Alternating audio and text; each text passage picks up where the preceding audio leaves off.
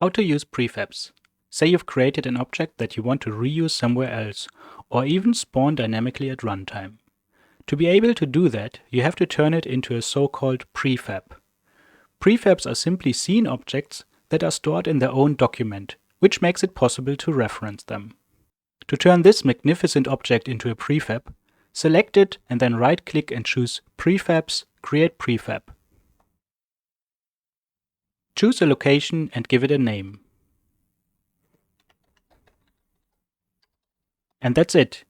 You now have a new prefab document and the selected object was copied into it. Prefabs are mostly identical to scenes. You can make them as complex as you like. Switch back to your scene. You see that the original object got replaced by a single node with a prefab reference component on it, which references your new prefab. It is now very easy to create many instances of the prefab. If you change the prefab asset, all instances automatically update.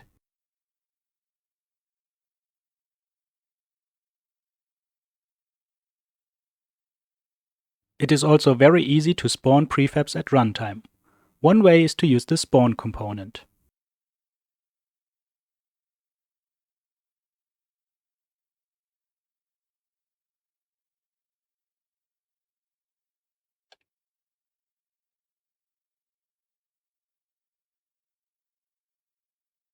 Another feature of prefabs is that you can expose properties to the outside. To expose a property, right-click on it in the property grid and choose Expose as Parameter. Then give it a name. As you can see in the list down here, the light color property is now exposed under the name light color, but we can also give it a different name. Save the prefab to apply the exposed properties. Switch back to your scene. If you select your prefab now, you can see that the new exposed property is available right away. We can change it for every single instance.